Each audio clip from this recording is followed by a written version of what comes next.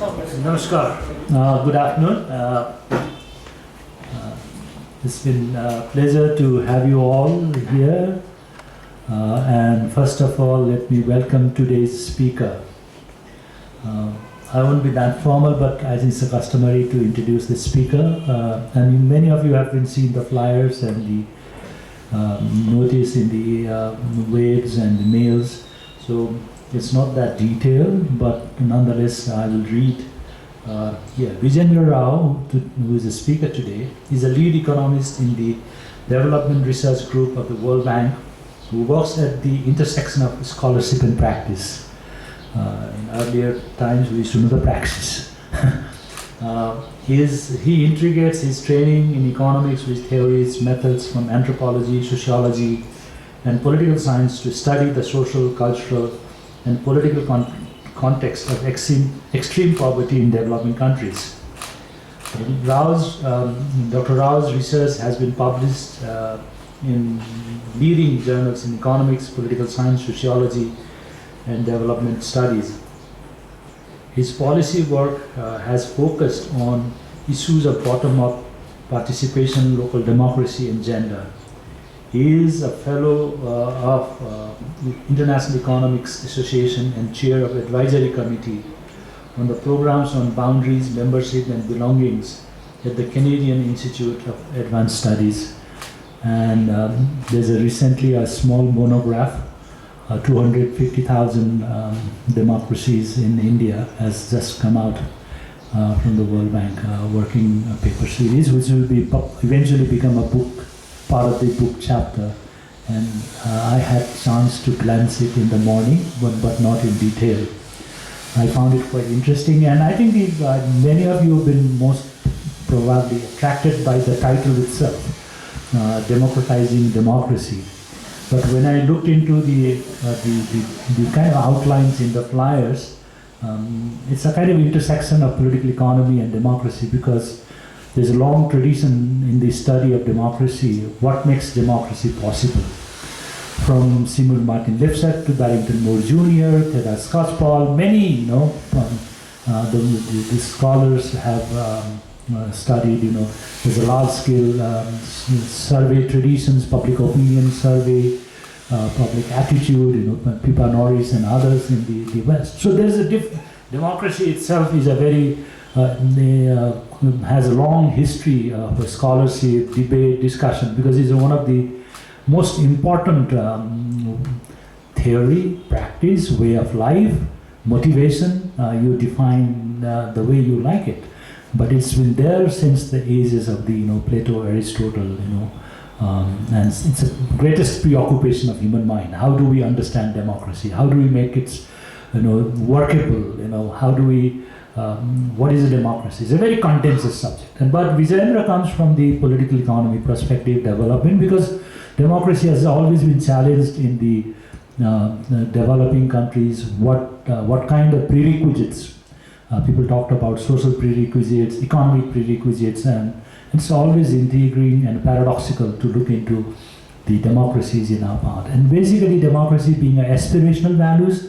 I'm of the opinion, it's a very contentious opinion, but I'm of the opinion aspiration drives democracy, no matter social and political conditions, no matter whether in a Lipsetian principle of modernizing middle class or that kind of thing. It's aspirations. So someone who has been part of the democratic struggle in Nepal, I'm also very happy to chair this session, because I would also comparatively learn the challenges and the at the same time possibility of democracy. But here, democratizing democracy, we would look at the democracies, pluralizing the democracy, because we have many democracies around the world, and Vijayendra perfectly brings in the comparative perspective, the way I look at and there's a system, very scientific way of looking at, methodological way of looking at, what are the thematic area we need to consider. The reinvigorating democratic system in developing countries, direct democracy. We'll talk about that, and the performance and incentives, because democracy is always associated with, can democracy deliver? In Nepal, we also, democracy delivers because it's a process driven, therefore delayed. Authoritarian versus the normal democracy relationship with the delivery. Authoritarians can deliver quickly and fast, where democracy takes its own process. So performance incentives, democratizing, and then the new methods about who gets what, typical perennial question of political science, but citizens' rights, entitlement, duties, what they get. And then I think working in the World Bank, he has access to a lot of his own research. He would be talking about a little bit data, and then comparing. And it's a very always it's interesting to compare democracy, not within the democracies, but democracy and autocracy or dictatorship for that matter. So I hope it is going to be a very interesting evening in terms of conversations, and I hope. And the format is, I would like to request all of you, including myself, to switch up the phone. Switch up the phone. If you have, switch up or put it in silent. If you have any urgent thing, please go out of the room. We don't want to be disturb each other. So that's the first. And then second, I think the lecture would be around 45 minutes. Then we have a half an hour, depending on time, 15 to 20 minutes of conversations or question answer Q&A, which I will facilitate, and then we will depart from here. So I welcome you again, and your presence like this in a full hall, young, regular, old, the mix of people that we get keeps us going in social science Baha. This is one of our flagship. We have an annual flagship lecture, Vijayendra Rao lecture, annual conferences. But this is a periodic, whenever somebody like Vijayendra or others, Nepali scholars or other external scholars comes to Kathmandu, we will try to bring them and give a platform to share their ideas, and we will also learn. I think learning from each other, conversation, dialogue is very important. So with this spirit, I again welcome Vijayendra Rao, and he has many friends in Kathmandu. I see Pratyush here, who introduced me just outside. They were together in the University of Pennsylvania. So there are others also here. So welcome you again, and welcome Dr. Vijayendra Rao. Now floor is yours. Thank you, Hari Sharma ji. Thank you for that very kind introduction. Is that okay? Can everybody hear me?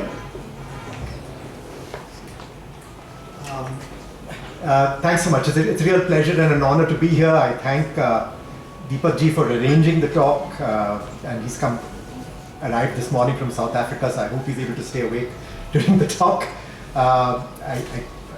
As Hari ji said, I have many friends in the audience, people I've written with, Shrestha, I'll be talking about some of our joint work, Sarita Sapkota, with whom I'm doing work now, Tanish Kusal, with whom I'm doing some work now. So it's very nice to see everybody here. Pratyush, of course, I've known for 35 years, so we both, we're getting long in the tooth, as they say. But it's a pleasure to be here, and let me just plunge directly into the talk.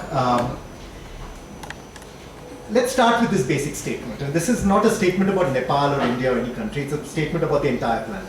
And there's plenty of evidence for this. Okay, that's not working. Let's take that. This is the Autonomous Intelligence Unit. They do a survey every year about support for democracy. And ever since around 2015, it's been declining.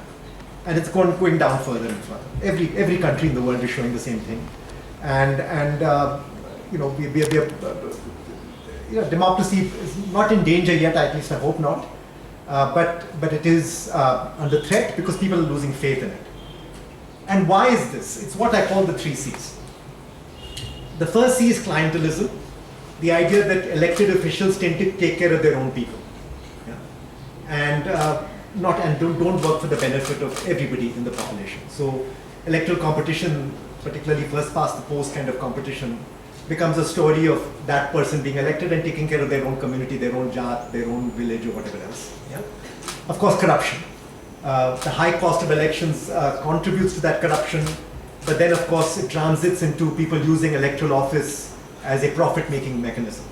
And that's true of almost every country that we work in. Yeah? And capture, which means the dominance of the electoral process by elites.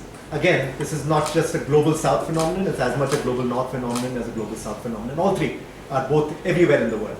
Yeah? On the other hand, I think we should be aware that democracy is not a Western idea. It has deep roots in our societies. There's mention of democratic processes even in the Rig Veda. And there's increasing documentation. Harish Sharmaji mentioned a paper I just finished called 250,000 Democracies in India. We go through some of that history. And the deep Hindu and Buddhist roots of democracy there. In fact, there's some evidence now that the Greeks and people in the Indian subcontinent were in constant and regular intellectual collaboration around 400 BC. Yeah. So we should think of democracy as being something that's our own, not something that is given to us from somewhere else. But the question then becomes, with those three C's, what can we do practically speaking to make things better? This is a practical talk on the basis of research I've been doing for some years, largely on Indian local democracies. But the reason why Indian local democracies are interesting is, we have 250,000 local democracies. Yeah? So there's this huge opportunity to experiment, to study, to understand how democratic processes work. And I'll be drawing on some of those studies to sort of bring some lessons as to how to deepen democracy, how to democratize democracy. And at the end, I've been working with various Nepali projects for a few years now. So I'll give you my thoughts on what I think the lessons are of this body of research for Nepal.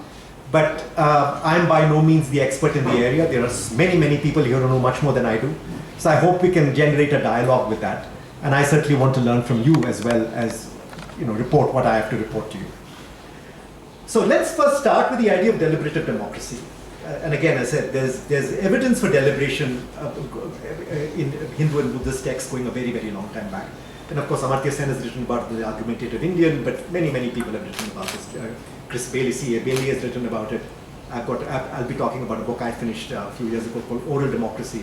And let me just plunge into that. Now, what's the difference between deliberative democracy and electoral democracy? The purpose of democracy at the end is to collectivize interests. It's a process of collective action. We would like, even those of us in a room, if we were to agree on some decision, we can elect an official who will then make our voice heard in some parliament. Yeah? And that's called aggregative democracy, because you add up the votes and whoever gets the most votes, that becomes our representative, but then those three C's come after that, right? What is deliberative democracy? It's a process of consensus, it's a process of persuasion. Yeah? So if one is an aggregation of preferences, aggregation of interests, the other one is the consensual transformation of interests, where I persuade you of your point of view and you try to persuade me of your point of view, and we come to a common agreement, yeah? Ideally speaking. And of course, Nepal has many institutions like this going a very long time back.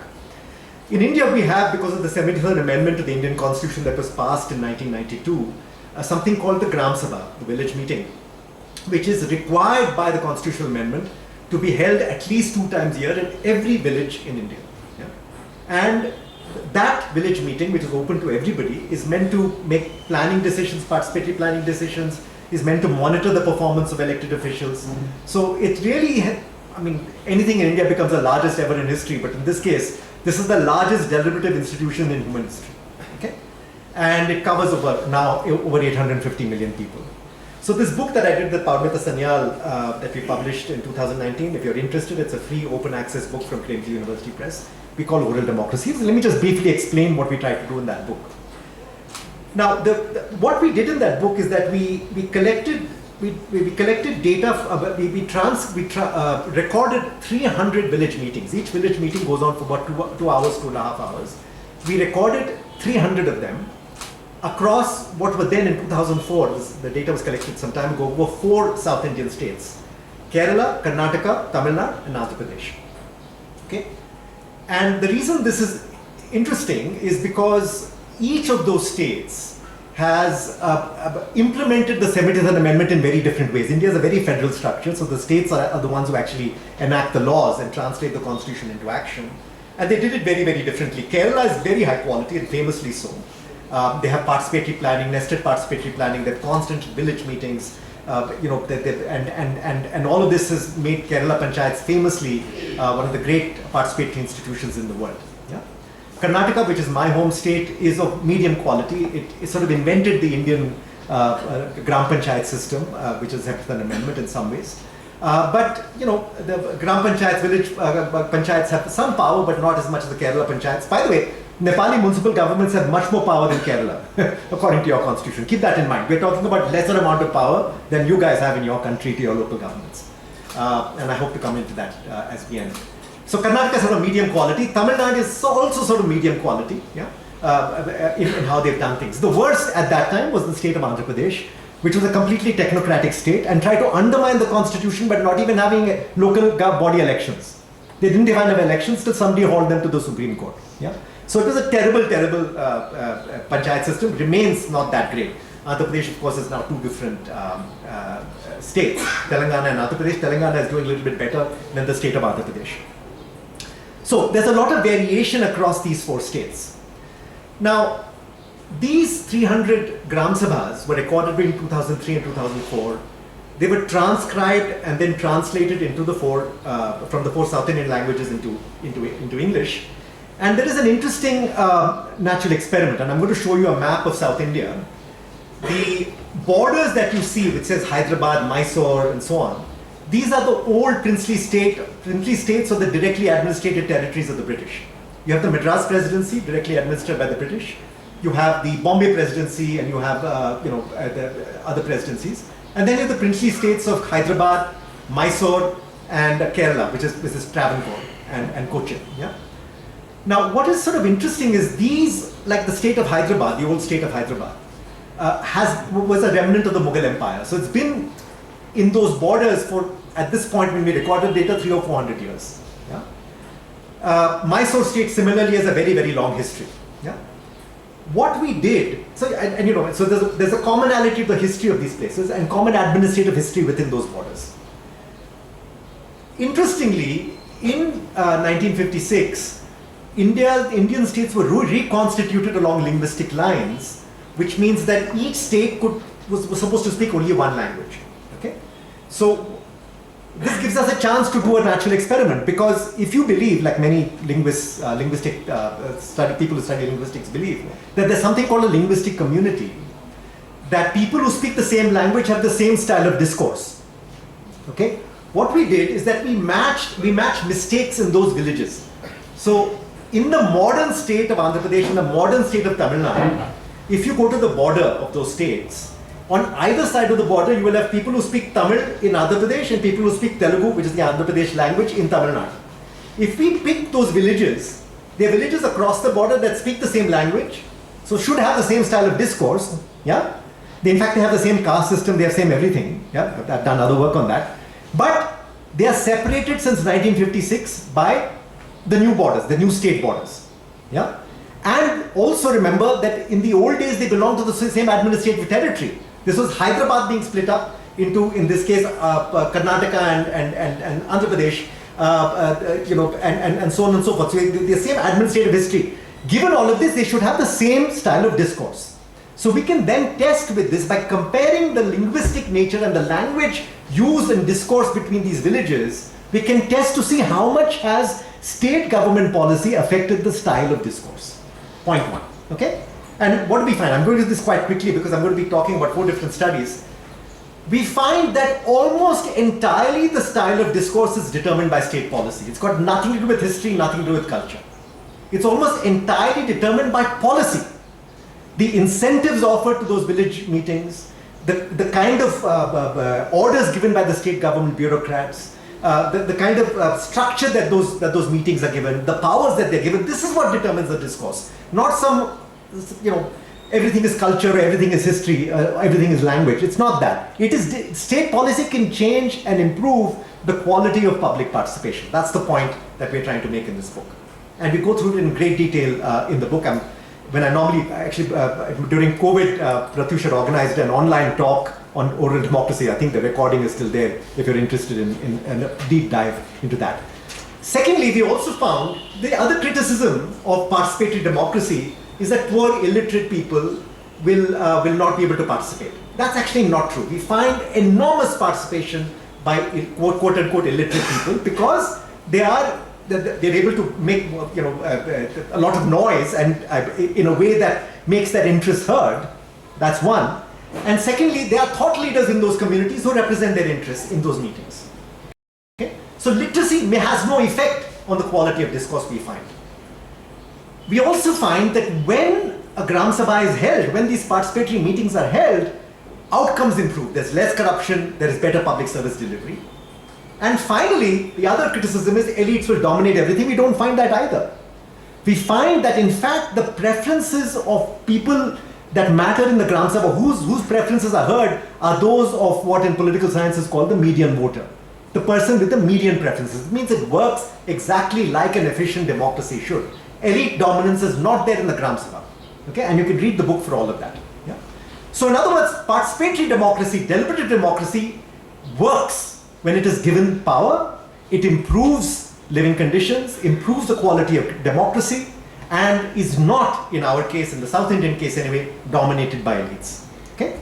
Now, I'm going to go to a second study. I'm going to go through these quickly. These are all deep dive studies that took several years to do, so I'll be very quick about it. Second thing, we talked about earlier about deliberative or participatory democracy. I'm now talking about elected officials. Can we incentivize them to perform better? This is joint work with Slesh, who is sitting here. So if you have any doubts, you should go to him. Now this is work that Slesh and I and Netra Parniswamy, some of you might know, did in Tamil Nadu. We started this when, Slesh? But 2014 or something. We started 10 years ago.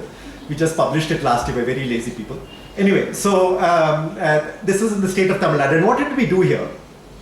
What is the key part of this paper? And there's other work that does other things. In this paper, we want to ask the following question.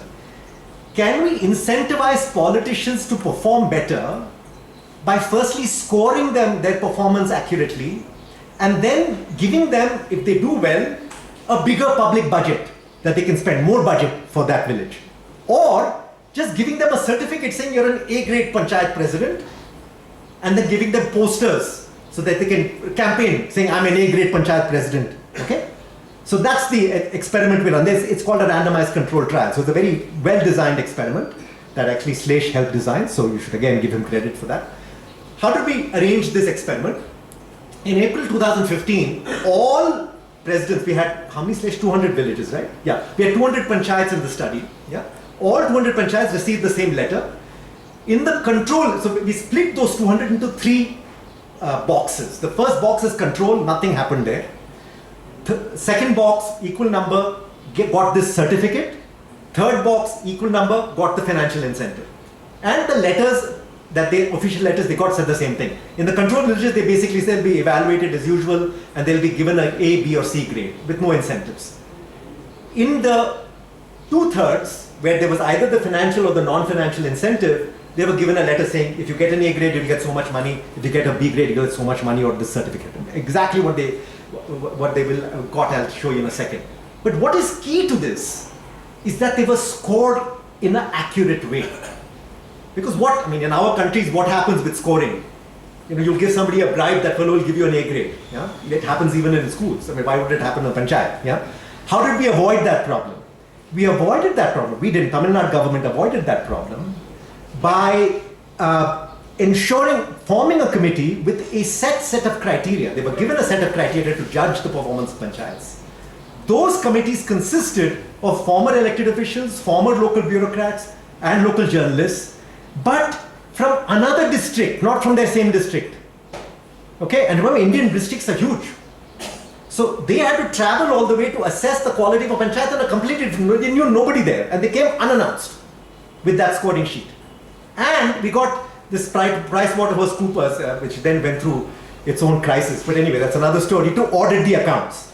Okay? So the accounts were externally audited and then judged on that basis. That scoring system, and it has implications for Nepal, that's why I'm focusing on it, is very important. That scoring system of performance of the village government has to be done independently and credibly. So nobody questions that it is not independent or it is corrupted. Okay? Now, On the basis of that scoring system, you got A, B, C or C grade. In the incentive treatment where you got money, the monetary incentive was, if you got a grade A, you got 6 lakhs. If you got grade B, you got 3 lakhs. And this was in 2015, so it was a lot of money. For instance, a village road cost about 6 lakh, a well cost 2 lakhs. No, that's not a road, that's actually a drain that cost 1 lakh. Yeah? So that's a lot of money. You could do a lot of good with that money. If you got a B grade, you got 3 lakhs. If you got a C grade, you got nothing. That was the financial incentive. And this was not money for the panchayat president. It was money for the panchayat's own budget. Okay?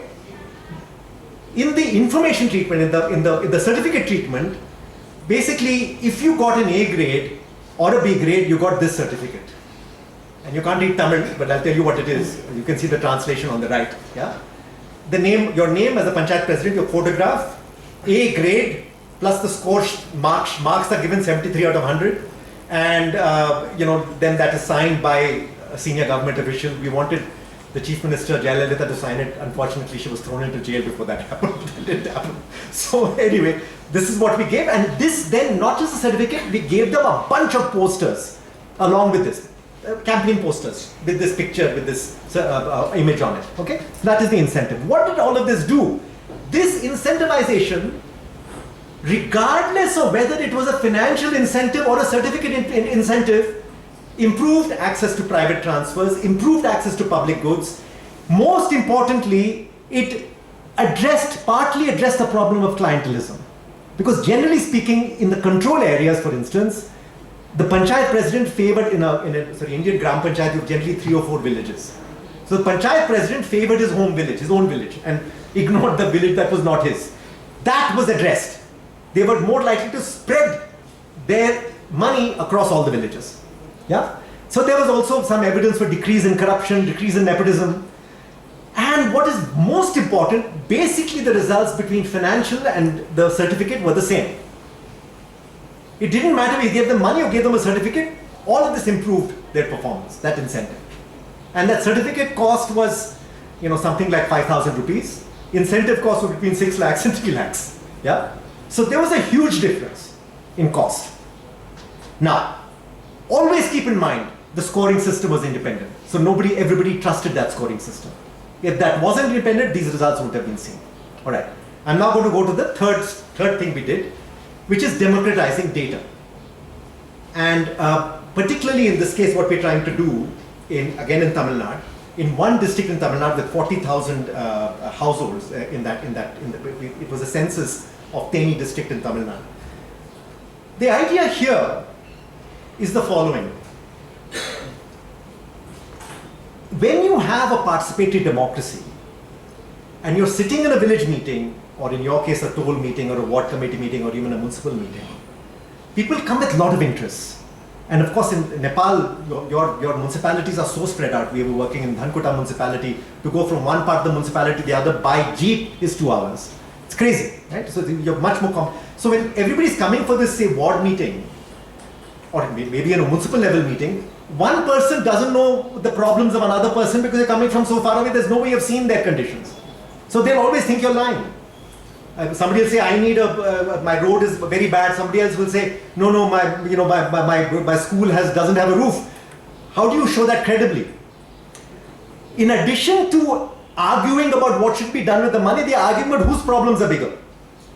So at least we can address the first problem of information. Let's give everybody access to data that they have collected where there is no question about information. That is the problem we're trying to solve, the information problem with data at the local level. Yeah? So that's what participatory tracking was about. But we did something different here. This was co-produced. It wasn't like somebody came and did a survey. We had women's self-help groups all over this district. We took them to a meeting and we sat with them for 4 days while they developed a questionnaire about the kinds of issues they wanted to track in their survey. This is their survey, not ours. Half an hour survey. We said you have to take 30 minutes, nothing more. We didn't guide them in any way other than basically telling them go and pre-test it in the processes you need to do a good survey. They designed the survey. Okay? And this questionnaire was crazy, man. This was done in 2014. This questionnaire was crazy. We have, like you have the NLSS, we also have something called the NSS. NLSS is like the LSMS. the overlap in themes covered between the Indian NSS, National Sample Survey, and their survey was about 17%. They came up with their own survey, and they covered a range of themes: well-being, livelihoods, economic welfare, all kinds of things. But look at the beautiful questions they came up with. Sample of questions. You know, in a standard questionnaire, you will ask, how much did you spend on the purchase of vegetables in a month, or how much you spend on the purchase of vegetables in the week? This is the question they came up with. One of the most brilliant questions I've ever seen. And these are all women. You're asking that family, does the person who eats last in your family get enough to eat? It's such a simple question. Who's that person? Usually it's the mother of the family. If she's gone hungry, there's a food problem. There's a hunger problem. So you know that you target that household. Yeah? Standard question, what is the age of the time of marriage? The question that they came up with, was your decision taking into account at the time of your marriage? Or did you marry your relative? In this part of South India, there's sort of inter-relative marriages. Standard question, who makes decisions on assets and loans in your family? Here, do you decide on what clothes to wear based on your own preferences? Have there been any instances of violence against women in your family? Digital participation, look, this is the early days of digitization. Can you use a mobile phone on your own? There's an enormously empowering act, 10 years ago. Okay? So they designed this question, and other questions there were. I've just given you a sample of a small number. Now, data collection was done by women's self-help groups in that village. We gave them a tablet. That tablet had the questionnaires that came, one after another questions came. They decided there's a video on it. You can look up YouTube, you'll see that video. They asked those questions in that way. The data was captured, completely sent to a cloud. Nobody could fiddle with the data. So it was accurate data. And then we did something quite, I think I'm very proud of. We visualized the data for the villagers in a way that even if you're illiterate, you can see what the data is saying. I'll show you examples. That's key.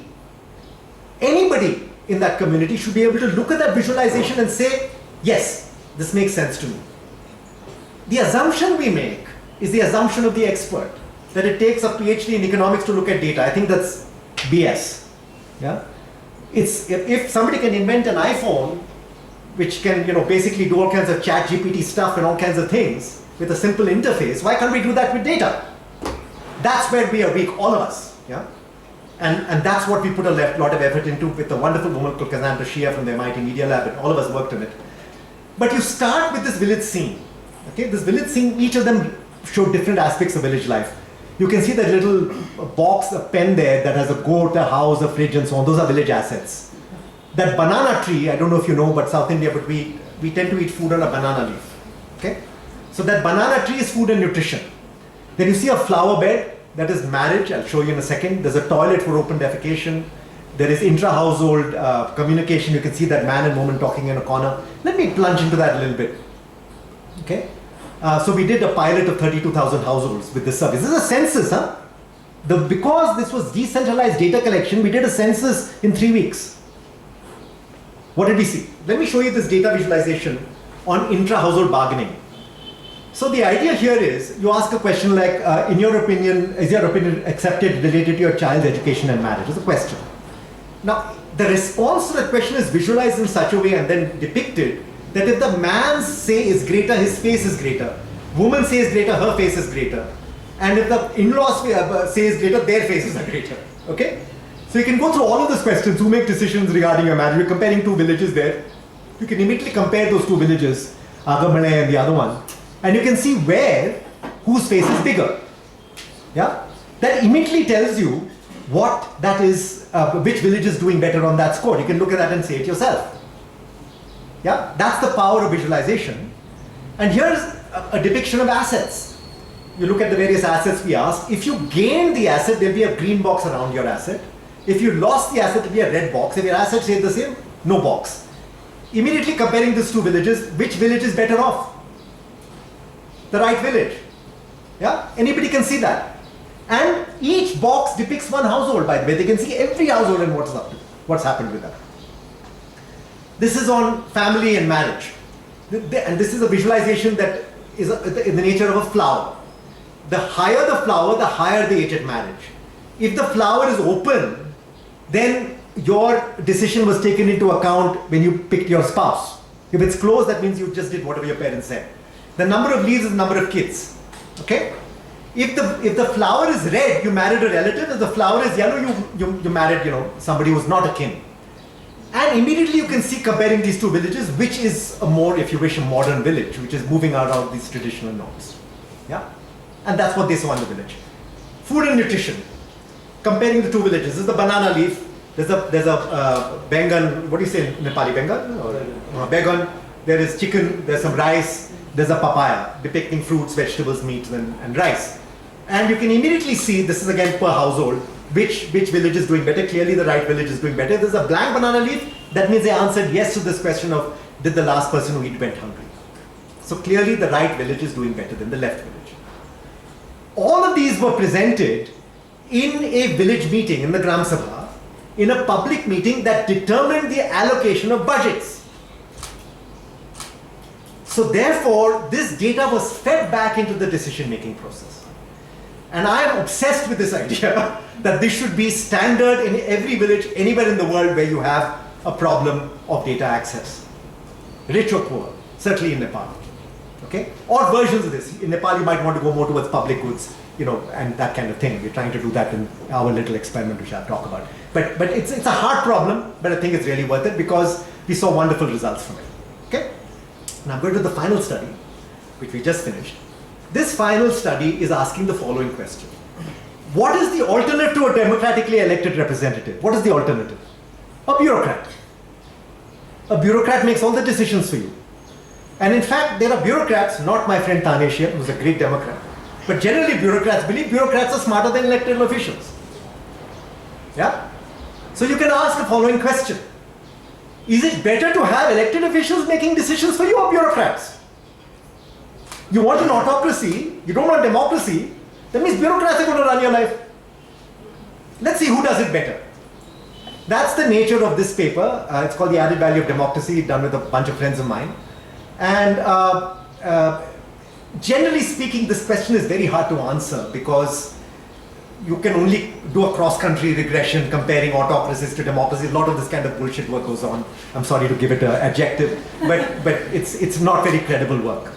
Because, after economics has gone through what we call the credibility revolution, we are very picky about making causal statements. So we have to find what we call a natural experiment. What is that natural experiment? This is again in my home state of Karnataka. What happened during COVID was that local elections were postponed for the period. Okay? But interestingly, in Karnataka, there are 6,000 local democracies in Karnataka. About 250 of them, or maybe 300 of them, were on a different electoral cycle. Okay?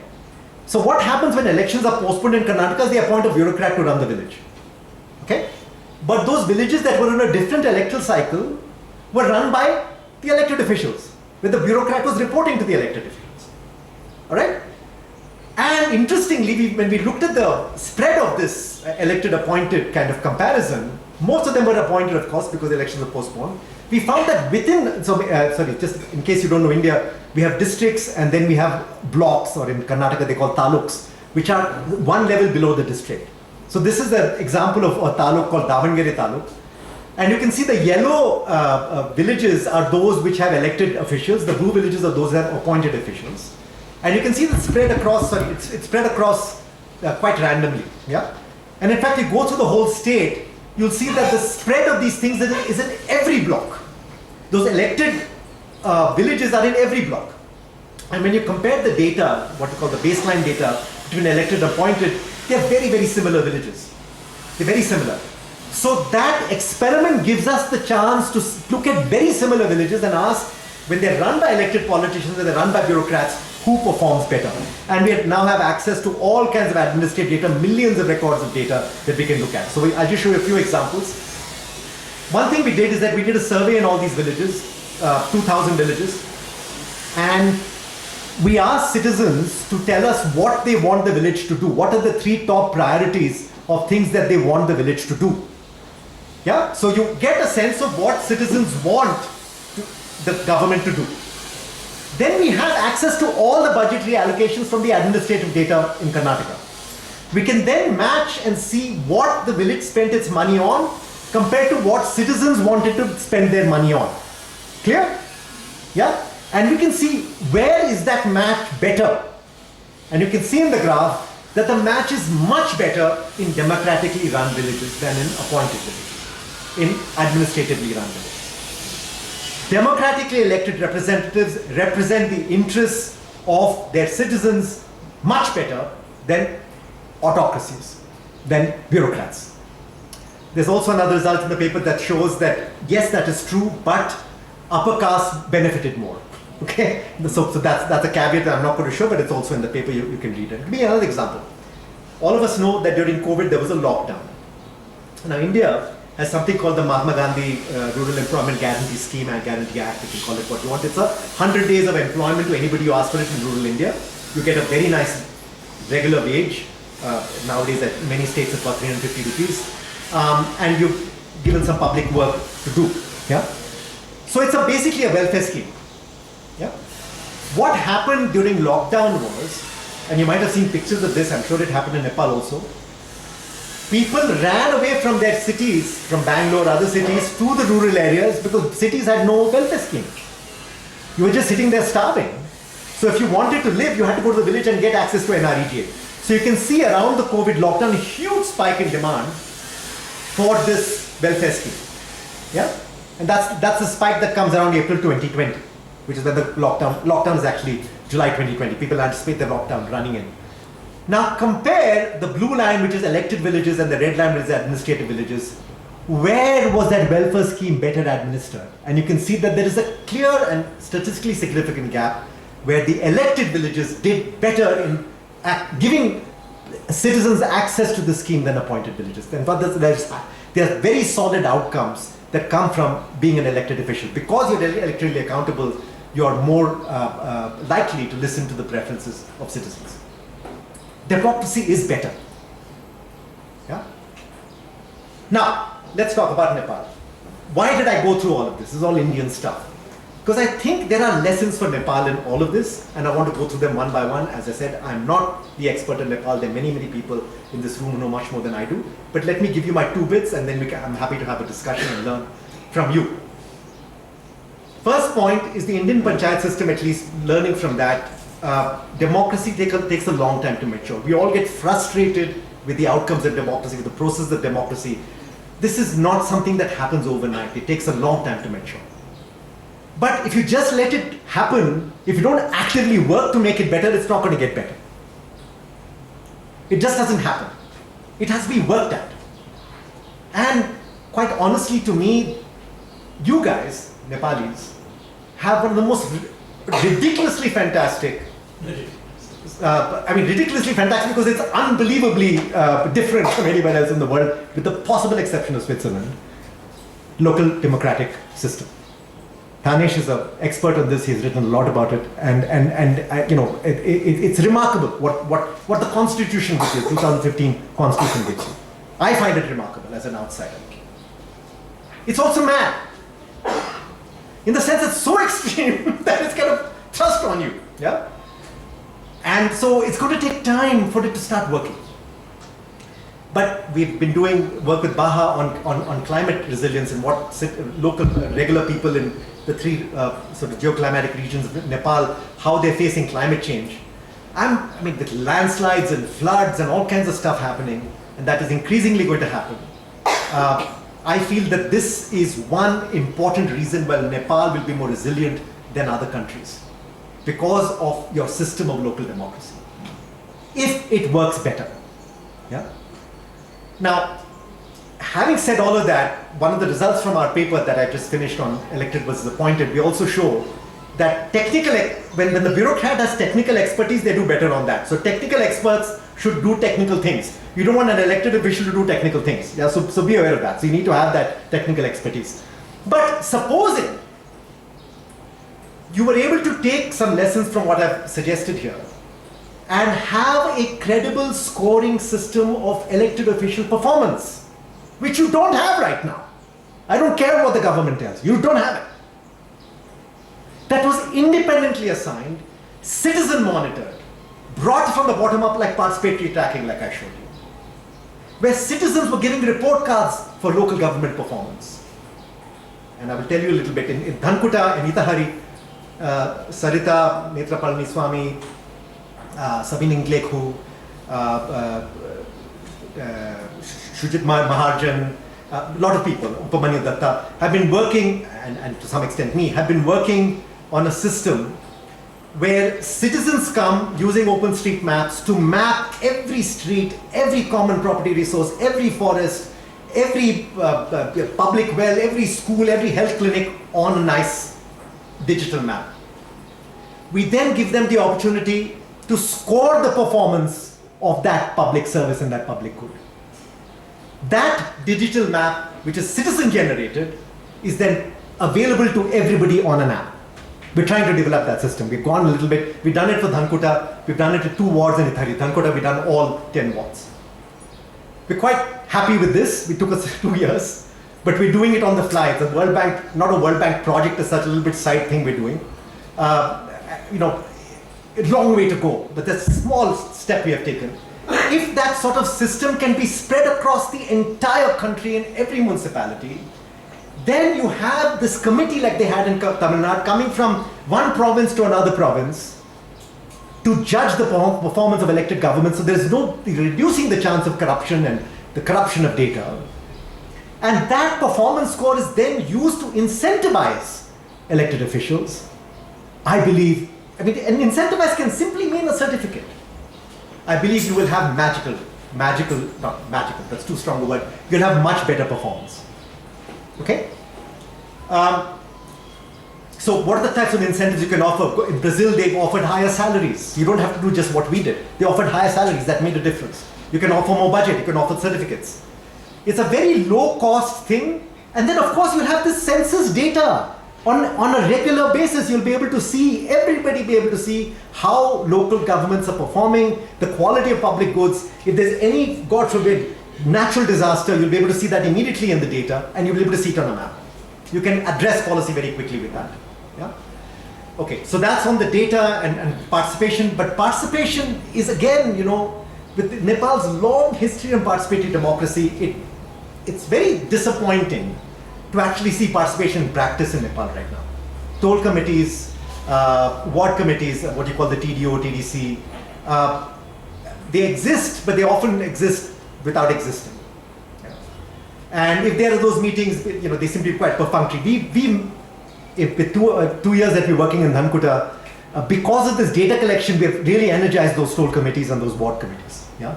So there's a reason for people to come, they will come. And who's leading those organizations? The old VDC people.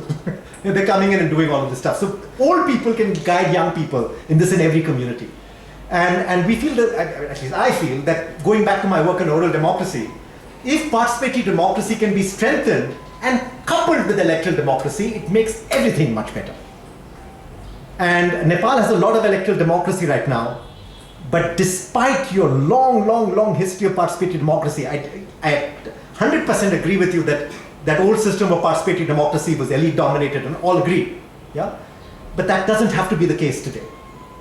Under your new constitution and under the 7-step programs that you have. Tane, 7 steps, right? For planning? 7, 9, 11, yeah. Various types of programs that have come on how the planning should be done. Just for God's sakes, do it. And these politicians will not do it for you. Because they don't want to do it. It's troublesome for them. It has to be an external authority. What that external authority is, how do we enforce those institutions to happen, that's something we can think about. But those will make a world of a difference. Yeah? I'm going to stop there because, but you know, I've just given a few thoughts, a few ideas. I hope I've not taken. Okay, so I think we are more or less on time, and I would like to have a conversation with you. So thank you very much.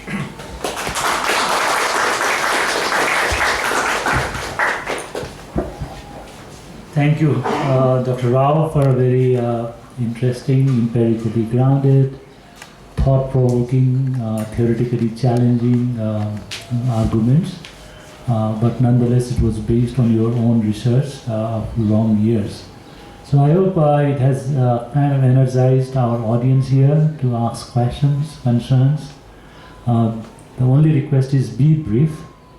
And please identify yourself so that we can recognize you, and please once I point a finger or kind of direction, you could rise up, mic will be there, and then just briefly tell your name and the question. If it is a question, comments are also encouraged because it's an ongoing learning process. How can we do better? Is there a possibility in Nepal, the kind of work Dr. Rao is suggesting? So I recognize gentlemen there at the end. Please raise your hand. Okay. Please identify yourself. My name is Sanjay Roy. Sanjay. Yeah, my name is Sanjay Roy, and I want to ask about the first C that you mentioned about clientele. And does it mean that we have to do away with reservations in government jobs? That is my question.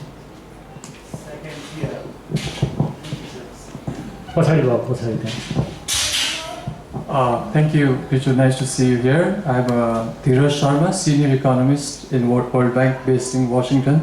So Viju is a colleague. My question to you is about democracy with a capital D.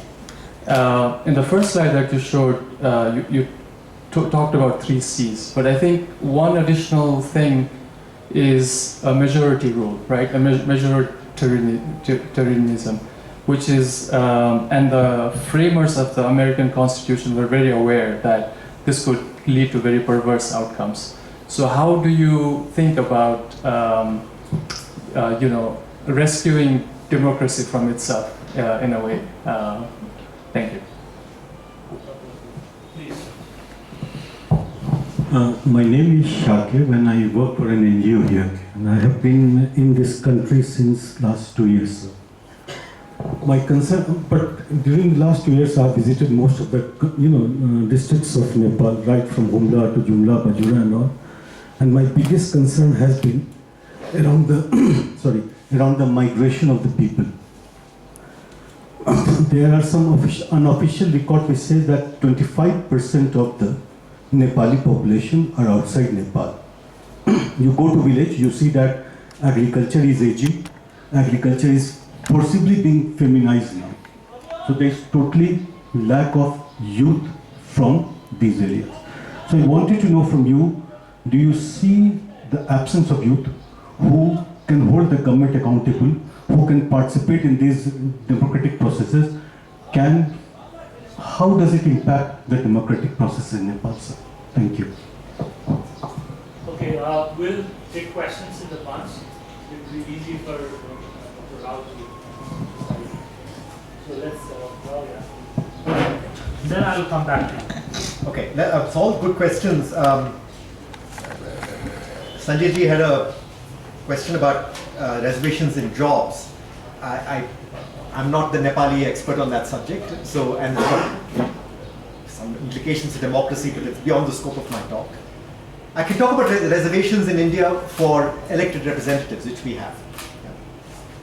Now, we have reservations for women. Between 1/3 and 50% of all elected positions at the panchayat level and local government level are reserved for women. For Dalits, it is the proportion, reservation proportion is the proportion that they are in the population. We reviewed that in this recent paper, and we have a 30-year history of this, so there's a lot to look at. In the beginning, there was a lot of tokenism. There continues to be some tokenism. What do I mean by tokenism? Elites in the village appointing their candidates for these offices. But over time, those communities start taking over. And that's what we're finding. For instance, now we're finding increasingly women are running for independent political office, even in non-reserved seats. Yeah? Dalits are running in non-reserved seats. Yeah? And there's no question that whenever you have women's reservations, decisions that have implications for women are much more equally done. When we have Dalit reservations, decisions that matter for Dalits are much more equally done. Yeah? So reservations have worked in the local democratic space, is my conclusion from all that. I was also a skeptic to begin with, but I've come to that conclusion. There is a danger that you can over-reserve. So in fact, I've been arguing in India that 50% is too much for women, because that then affects electoral accountability. Because if what happens when you reserve, does that particular seat becomes essentially term limited. Yeah?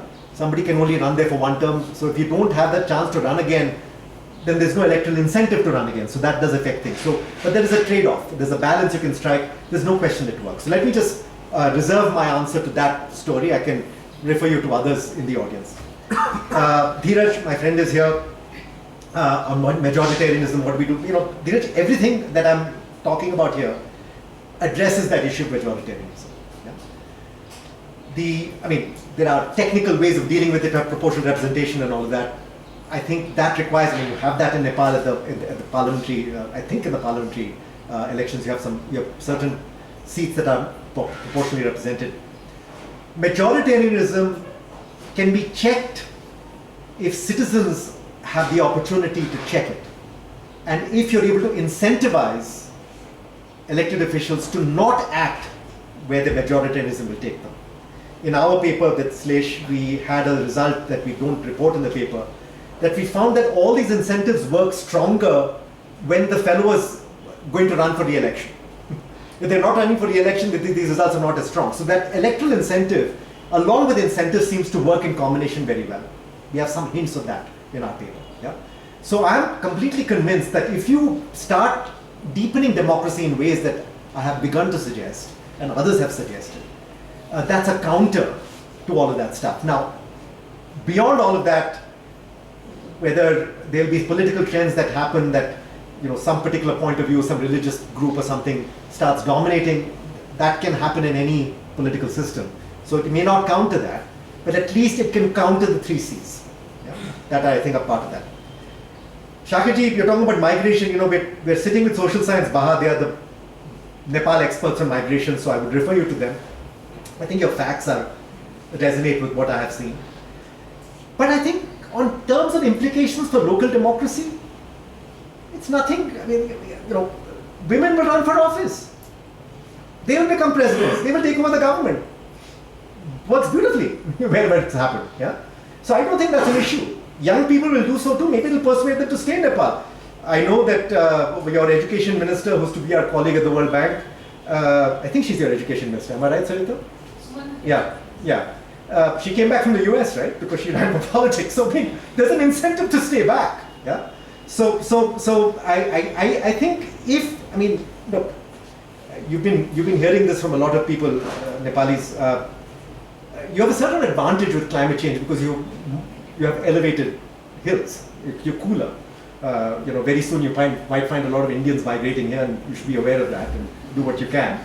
But you know, you have this marvelous opportunity with all the crises that are coming from climate change to use your local democratic system to strengthen how governance happens across the country. And I don't know how it happened. I've just bought Professor Krishna Hanchetu's book and I'll read about it and learn about it and learn from Danish and others how this 2015 constitution came to be. It's a mad, crazy, wonderful constitution. Yeah? And I think one of the great examples in the world of madness coming into a book. Maybe that's what they said about the American Constitution in 1776. Who knows? Yeah? But still, there's a core there if you strengthen it. If you just let it be, it will be much less effective. You have to work towards making it better. And please don't make NGOs do it for you. Let me just say that. What strikes me, but I'm going to go off script. And my friends know I say these things, but now I'm saying it on video camera. This is your country, it's not a donor's country. Yeah? Work with yourselves to make all of this better. Whatever we can help, we can give, we'll give. But please don't tell some rich white person comes and tells you how to lead your life and improve your democracy. It should not be the way. I don't get this. That donor dominance of Nepal is something I find, and the relative lack of independent intellectuals. Most intellectuals in Nepal work for donor agencies. And there are good, important institutional financial reasons for this, I get it.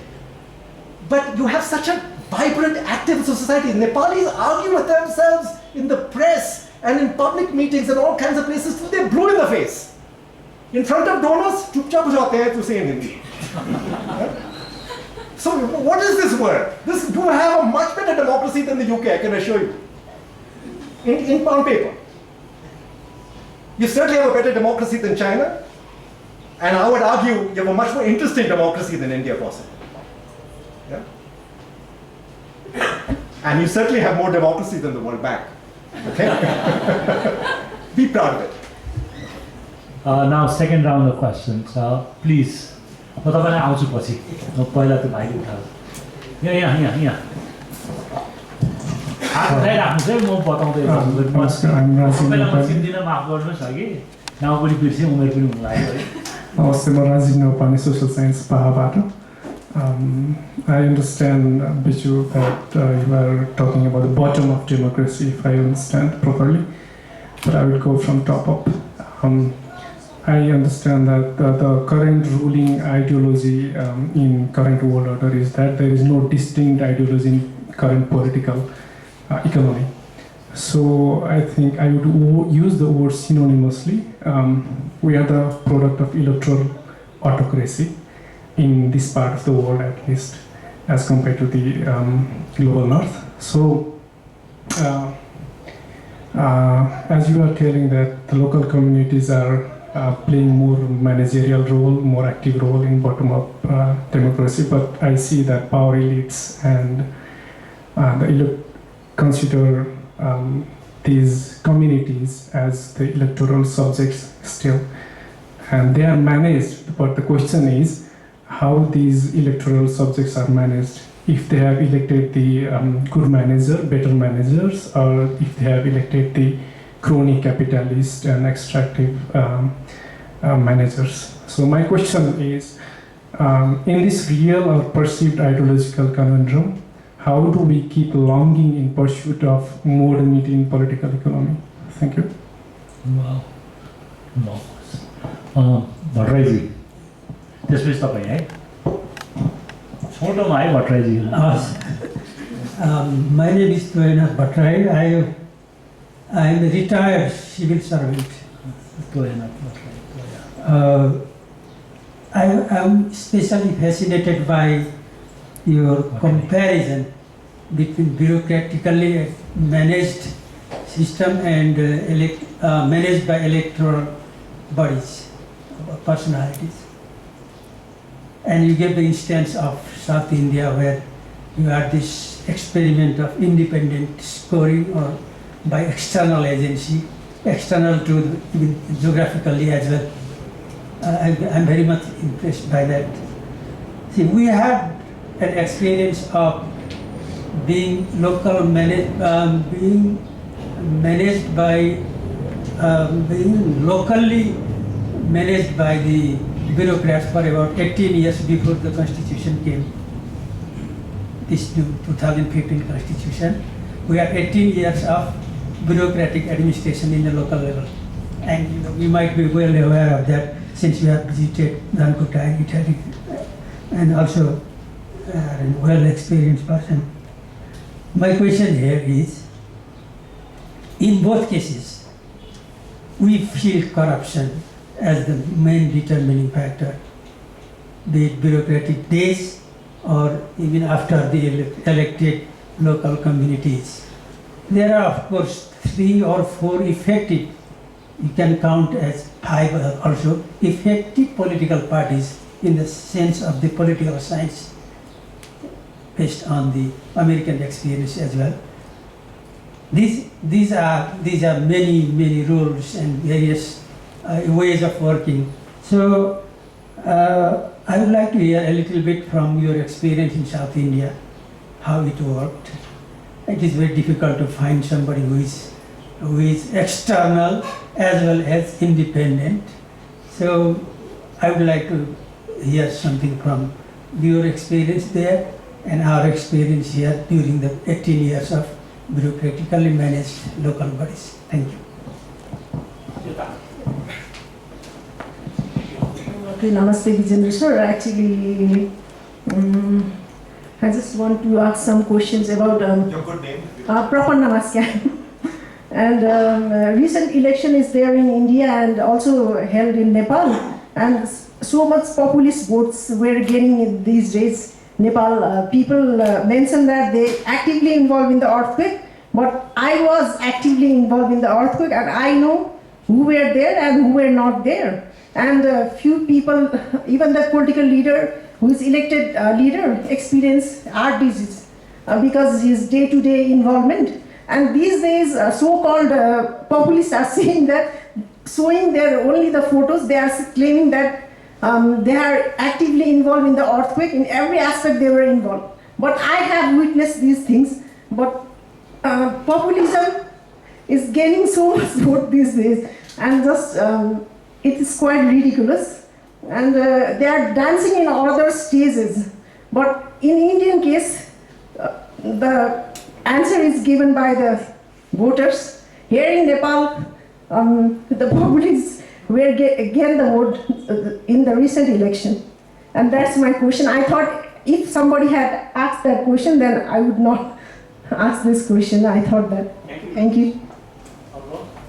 Okay, please, gentlemen out there to the classes. Yeah. Please identify yourself. So that, Hi, Professor Rao. I'm Nikhil. My question is related about data, and especially in the context of Nepal. I've had the privilege of working with rural municipalities in Nepal, and I found there are a lot of data on MEDPA, LISA, which is about the institutional capacity, FRA, which does fiduciary, and there's a good amount of data from local rural governments, especially after the 2015 federalism. But the problem is, who comes to use it? What is the institution that comes in using it? And frankly, I think the MEDPA project was launched by World Bank or one of the donor agencies, but it's locked in a singular wire because the administration who's responsible to deal with that, they don't have the password to log into it. So we have such a plenty of good amount to do that, but we're not able to use it. So what sort of institutions would come in, and what sort of experience are there in South Asia or any other developing countries regarding this? Thank you. so now I'll give Thank you for calling me professor. I'm not a professor, just to be clear. I was. Professions. Let me take the questions in order. Rajiv asked about ideology. It's a complicated question. I think we should have a discussion one-on-one on that later on. But let me say a little bit about ideology. There is also policy ideology. And there is a dominant paradigm propagated by all bilateral and multilateral organizations, propagated by public policy schools around the world that everybody seems to be educated in, of three dominant ideologies of policy making. One is neoliberalism, free markets, so on and so forth.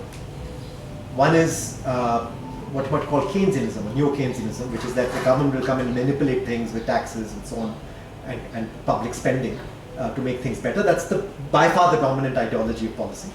And the third one, which is the growth industry, is what I call neo-paternalism, which is coming from Cass Sunstein, this nudging. I'm a social scientist. I'm so smart. I will tell the government how to manipulate you to make you better off than you can think, because you can't think. That's the idea. I'm smarter than you. Or I'll run all sorts of experiments, and using those experiments, give you advice, evidence-based advice about what to do. I'm not dismissing. I've shown you results from one RCT myself. There's nothing wrong with methodology. It is the ideology behind it that's a problem, because it's paternalist. What I'm propagating here is a fourth ideology, which is embedded in your constitution, which I'm calling reflexivism. All that reflexivism is about narrowing the distance between citizens and the things that are done to citizens. Experts like me should be kicked out. We should be out of business. There should be a world where the basic decisions that affect citizens should be made by themselves at the local level. National level defense, foreign policy, I'm not talking about that. I'm talking about roads, I'm talking about wells, I'm talking about landslides, I'm talking about dealing with climate change, climate resilience. They should be all done at the local level where citizens should be activated. Nepal is eminently suited to go in that direction. You have a long history with it already, with the new constitution. That's what I'm arguing for. And to me, it's so obviously, I've tried to throw evidence at you, and there's a whole book paper you can read of mine called 250,000 Democracies. I believe it makes everybody better off. Whatever your political ideology, whether you're a Hindutva guy in India, or a lefty, or a Congressy, or a whatever you are, Aam Aadmi Party, I don't care what political ideology you belong to, you will be better off. Yeah? So that's what I can say about ideology. I want to propagate the ideology of reflexivism. And to me, I come from, obviously this is to me a Gandhian ideology. Yeah? That's where I'm coming from. But I think it's also very much a Nepali ideology. Okay. Bhattaraiji made a very good point, which is that Nepal, of course, had 18 years of administrative rule. He said there was plenty of corruption then, there's plenty of corruption now. In our evidence, we find the same thing, that there's corruption whether it's a politician or it's a bureaucrat. In fact, I have a book coming out where we have tracked 10 gram panchayats, 20 villages in Karnataka, northern Karnataka, over a 10-year period with qualitative work. And we're tracking what this corruption business is. I'm not excusing corruption by any means, but you've got to remember that money, lobbying, satisfying the needs of certain interest groups, all that stuff is endemic to the democratic process. There is not a democracy in the world which does not have corruption of some kind. It's, to me, you can't get away from it. It's part of the process. Yuan Yuanang has a nice book on this in China, for instance, which is really worth reading, I think, where she's redefining how we should think about corruption. Yeah? The kind of corruption that we really should be objecting to, that's why that word corruption, because there's a judgmental element to it. I think we have to rethink a bit, we have to complicate it. I'm not dismissing any of it, but we have to think about the different types of corruption, what kind of corruption is really bad, and what kind of corruption can we live with. Yeah? Because it's never going to go away. Even North Korea has plenty of corruption, I'm sure. So it is everywhere. So I think the corruption that really rankles with me is the corruption where you're taking money out of public welfare systems for poor people. And we see plenty of that in India. And I'm sure you see plenty of that in Nepal. The kind of corruption that results in broken bridges, broken schools, that results in bad roads. It's so clear sometimes. I did a study in India 2002 where we mapped all the roads in the state. Yeah? And we thought we'd do all sorts of studies on those road mapping that we had done, all village roads. Monsoons came, heavy monsoons, we went back again, 50% of the roads didn't exist anymore. Okay? Why? Because of corruption, right? That's the kind of corruption that rankles. And I believe that kind of corruption, I come back to this idea of reflexism, if citizens had control over that, they had say on those budgets, they were able to monitor those budgets, they were able to give report cards on those budget allocations, they were able to track and hold their local representatives accountable for that, corruption will definitely go down. They don't want to give up the power, the elected officials, which is why I'm arguing that this has to change. Yeah? How it changes, I'm not a Nepali. If I was I'm Indian, I'm not Indian anymore, but I was Indian, I was doing a lot, I'm trying to do what I can. In Nepal, it's up to you to decide what to do. You're in a very active civil society, so I know that there are a lot of people who believe in this, but I think it can happen. So I see the pain in your question, but I'm afraid we can't get away from the theft of public resources or the use of public resources by elites. This is endemic to who we are. There's not a communist society in the world that's free of these things. Arguably, they have it even more. So there's no particular solution for making everything Ram Raji. It's not going to happen. But we can at least have, I don't know what to call it, Lakshman Raji or something, So let's wait for some second best. Yeah. I had one I just wanted to hear from you how the independent scoring can be credible and reliable. Yes. So let me go to Nikhil's question because that is related to that. Yeah.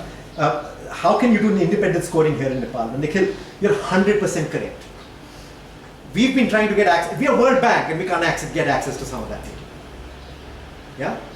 And and we helped develop some of that data and can't get access to it. It's a crazy world.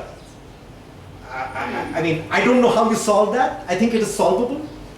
But you have to get the political class on your side on this one. Yeah? Public access to data, the first is the access to data, where I'm sure you're the sophisticated data user.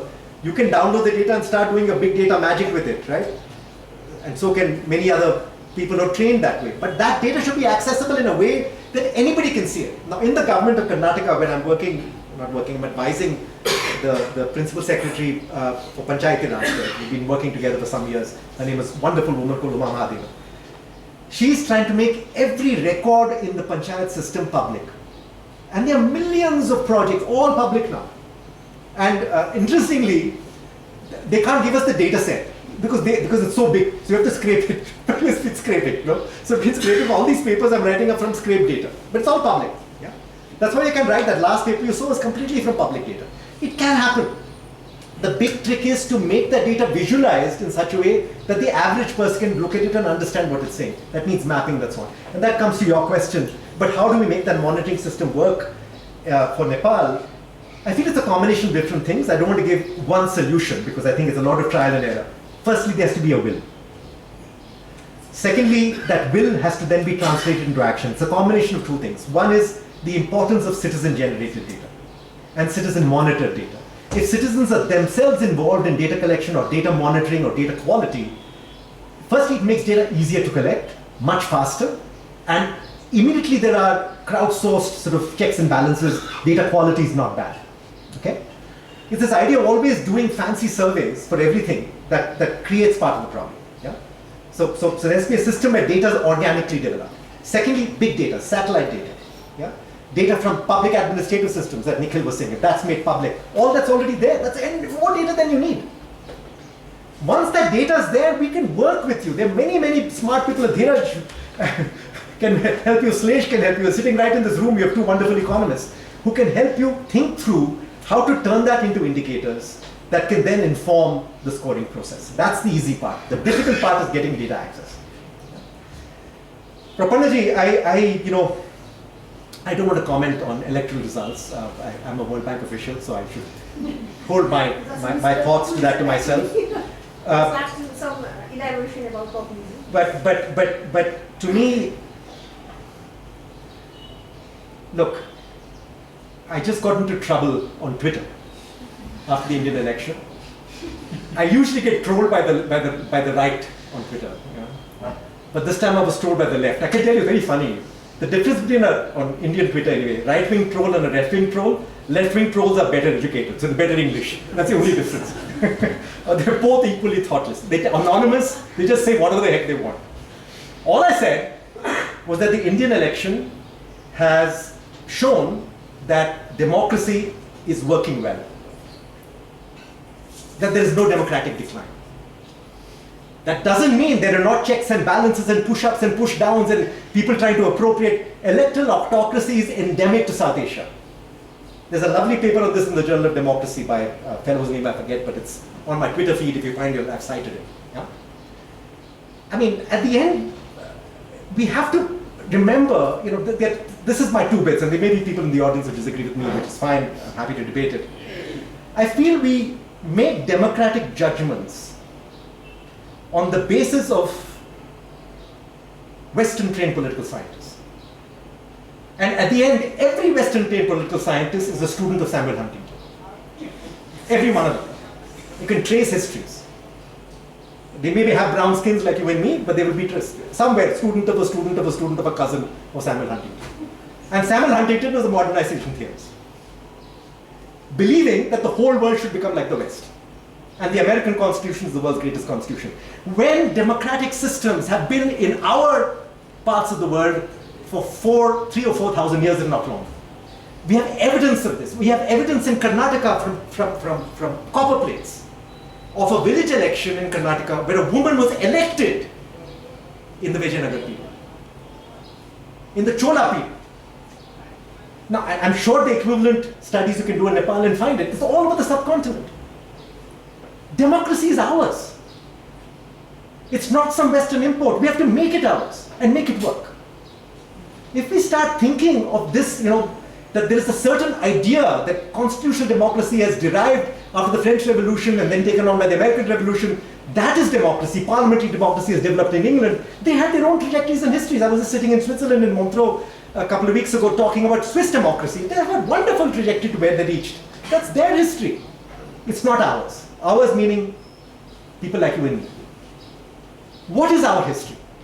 To me, the Nepali constitution gives you that chance, but you have to focus on making it work better to solve what are obvious challenges. Yeah? That's all I'm saying. I don't want to comment on electoral results because at the end, that's not my job. Thank you. One more question. One more question. This is what. एउटा question मात्रै लिने है त तपाईको किनभने अब 6:45 भयो है हामी 6:30 एन्ड गर्छौं जस्तो लाग्यो. Hi, this is Jano, Policy and Governance learner, currently working as researcher at Policy Entrepreneurs Inc. I have two questions actually, sorry for that. One is further divided into two parts. It is on the methodology of incentivizing politicians. How do you convince the higher authorities to carry out such experiments? That is one of the query that I have. I haven't heard of such experiments being done in Nepal. Maybe share a bit more about your experience working in Nepal, particularly in Dhoka and Itari. And how do you ensure that the people working on rating the politicians are not actually the clients, the first C that you mentioned of the locally elected leaders? Because we can see that such cases in Nepal where the user committees who are supposed to work on local development projects are actually the clients of the politicians. So that is how things get done in the paper in Nepal. So how do you go through that? And the second question would be,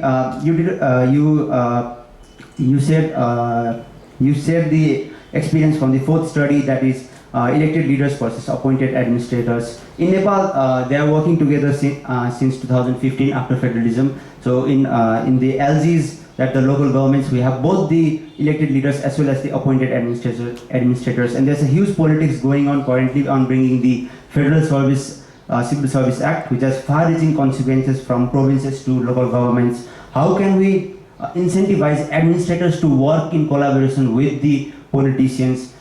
Because if we ask politicians, they will blame on the administrators, and if we talk to administrators, albeit discreetly, they will blame the politicians. So how can we bring them together? So that's my question. Thank you. Thank you, Janak. Those are very good questions.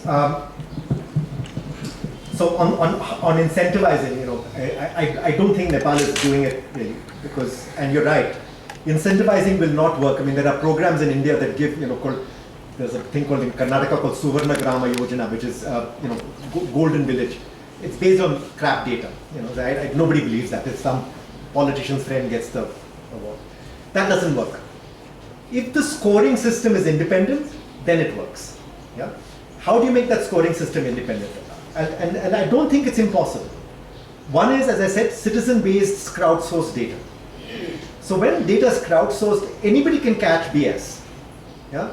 I mean, if you take this the Patan area, and you start telling me that there is a road which is perfectly competent and well functioning when it's in fact dug up, anybody will tell you that's nonsense. Yeah? So that works. That's a self-checking mechanism. Yeah? Combined with data collectors who are from, in Nepal's case, I would guess other provinces. So they don't know people in those other provinces they're going to. They're independent committees, and they get a good salary to do that job.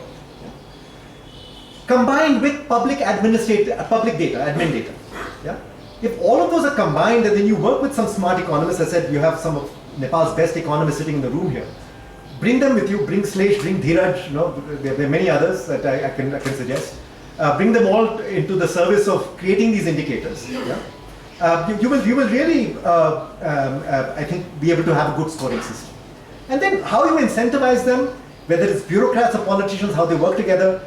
Why don't you talk to Slesh Resta? He's done work in Pakistan on bureaucrats and politicians. Yeah, so he's done work on that in Pakistan. So you can talk to him. There's actually a fairly big literature on that. Yeah, there are many ways, many things you can try. Yeah, but if it is not based on accurate data, all of it will fail because people will say it's cooked up. So it's possible to do. Yeah? How to make it happen? How to persuade people to do it? I will try with the donors, you try with your politicians. How about that?